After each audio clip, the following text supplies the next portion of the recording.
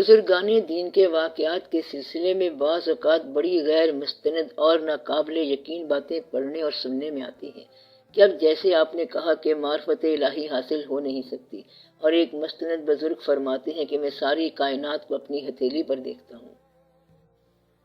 اس بزرگ نے یہ فرمایا ہے کہ میں کائنات کو اپنی ہتھیلی پہ دیکھتا ہوں۔ انہوں نے کائنات کا کہا ہے، اللہ کا تو نہیں کہا۔ سر کائنات بھی تو اللہ میاں کی ہے نا۔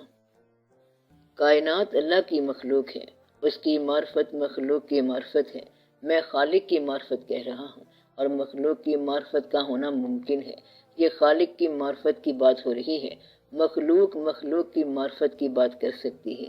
یہ بات شاید سلطان العارفین رحمۃ اللہ نے کہی ہوگی۔ سلطان العارفین حضرت سلطان باہو رحمۃ اللہ کا کہنا ہے کہ 18,000 عالم میری ہتھیلی پر ہیں، اور یہ بھی ان کا فرمان ہے کہ 14 طبق دلی دے اندر تمبو وانگو تانے ہو۔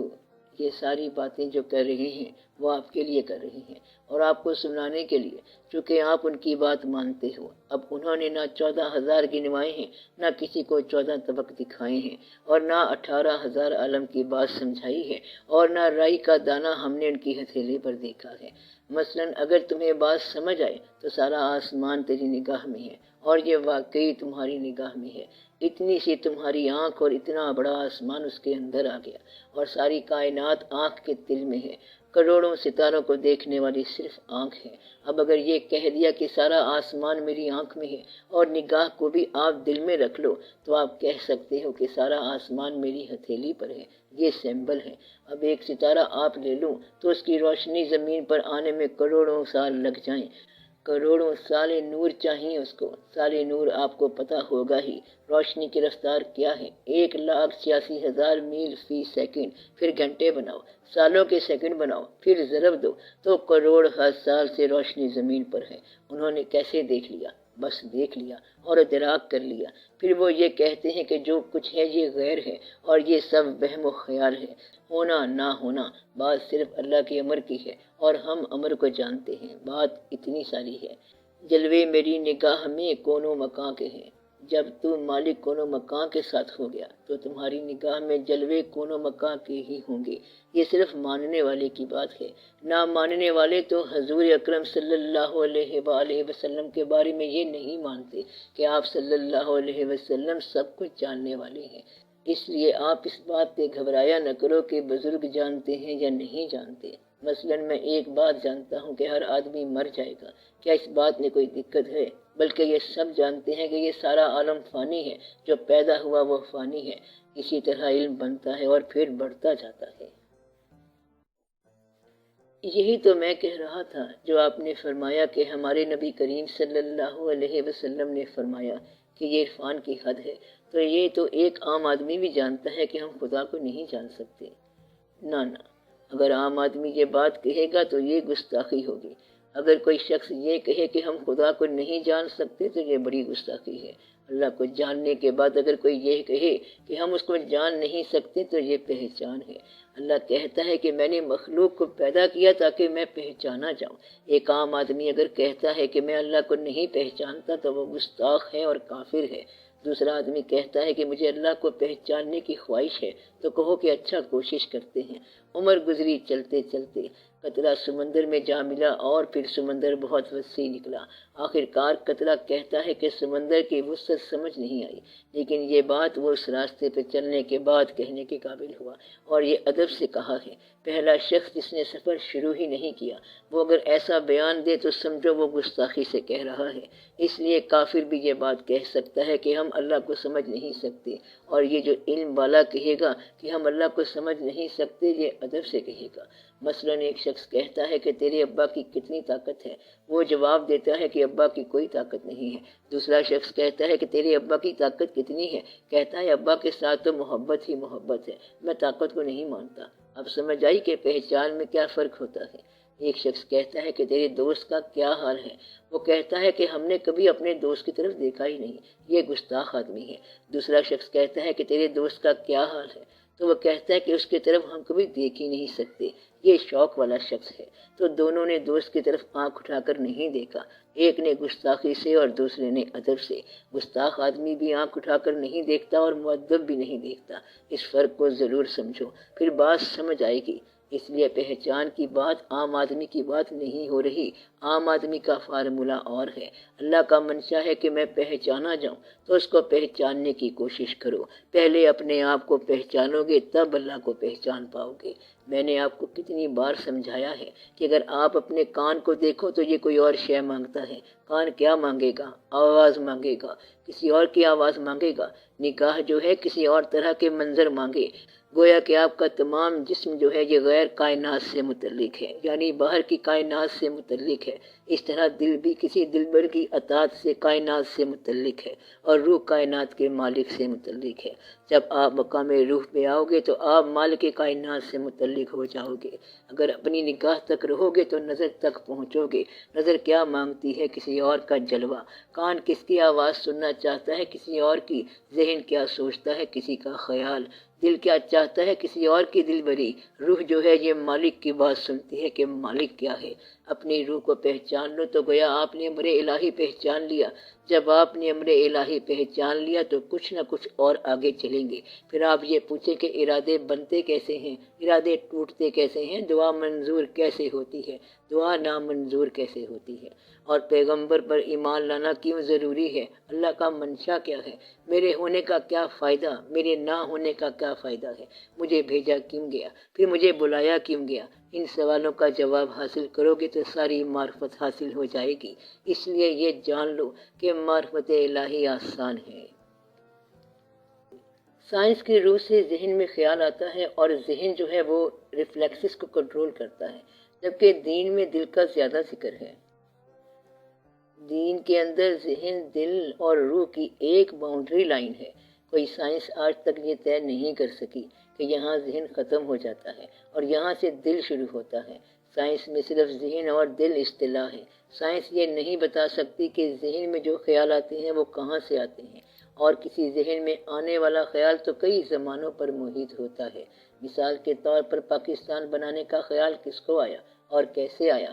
یہ ایک آدمی کا خیال تھا اور ہمارے لوگوں کا نصیب بن گیا۔ اسی طرح کسی ایک آدمی کو جنگ کا خیال آیا اور بے شمار لوگوں کا نصیب خراب ہو گیا۔ جس طرح آنے والے زمانے کا خیال ہوتا ہے، اسی طرح بعض اوقات گزرے ہوئے زمانوں کا خیال ہوتا ہے، اور بعض اوقات حال کا خیال ہوتا ہے، اور یہ اچانک ہوتا ہے۔ سائنس اور مذہب کا جو اختلاف ہے وہ دراصل اختلاف ہے ہی نہیں، صرف سائنسی بندے اور مذہبی بندے میں اختلاف ہے۔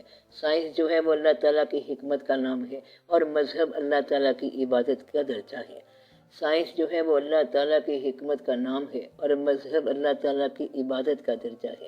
یہ دونوں اللہ کی طرف سے مہربانیاں ہیں، مگر بندوں نے اسے آپس میں اختلاف بنا دیا۔ آپ کے اندر دماغ اور دل ہے۔ اب دماغ اور دل کا فرق یہ ہے کہ جب آپ کوئی چیز حاصل کرنا چاہو گے تو یہ دماغ ہے، اور جب آپ کوئی چیز دینا چاہو تو دل ہے۔ اگر آپ احسار کرنا چاہو تو یہ دل ہے، اور اگر آپ حاصل کرنا چاہو تو یہ دماغ ہے۔ دماغ عام طور پر حاصل کرنے پر خوش ہوتا ہے، اور دل عام طور پر دے کر خوش ہوتا ہے۔ سائنس اور مذہب کے فرق کو آپ اس طرح سمجھو کہ مستقبل کا خیال کرنے والی اور مستقبل کی آسائشوں کا خیال کرنے والی چیز کو سائنس کہتے ہیں، اور مذہب ماضی کے رشتے جوڑنے والا ہوتا ہے۔ مذہب کسی کے ساتھ کلمہ پڑھ کے نسبت قائم رکھنے کو کہتی ہے۔ مذہب عبادت کی طرف رجوع کرتا ہے، اور سائنس عبادت کی بات نہیں کرتی، بلکہ سائنس آسائش کی بات کرتی ہے۔ دونوں میں فرق یوں سمجھ لو۔ اس فرق کو ایسے سمجھو کہ سائنس ایک ایسا بحری جہاز بناتی ہے جو ڈوبے نہ۔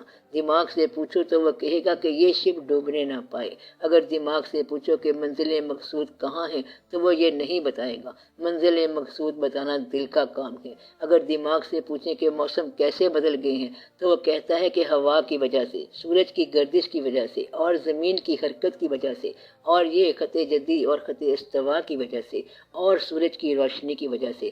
دماغ کی یہ باتیں ٹھیک ہیں، مگر دماغ سے اگر پوچھیں کہ یہ بتاؤ کہ سورج کیوں ہے تو وہ کہتا ہے کہ یہاں ہم فیل ہیں۔ پھر پوچھو دن کیوں ہے اور رات کیوں ہے تو وہ کہے گا کہ سورج کی حرکت سے دن رات پیدا ہو رہے ہیں، اور زمین کی حرکت سے دن رات پیدا ہو رہے ہیں۔ اور اگر اس سے پوچھو کہ زمین کو متحرک کس نے کیا کہتا ہے کہ یہاں آ کر سائنس فیل ہو جاتی ہے۔ سائنس زمین کی حرکت کے نتیجے نکالتی رہتی ہے کہ کس طرح اس میں تغیر ہوگا، تبدل ہوگا، لیکن زمین کو حرکت دینے والی کیا شے ہے اور کون سی طاقت ہے، یہاں آ کر سائنس فیل ہو جاتی ہے۔ سائنس فطرت تک پہنچتی ہے اور مذہب فاتر تک پہنچتا ہے، اور اگر تم فاتر تک نہ پہنچو تو پھر سائنس تمہاری گمراہی ہے۔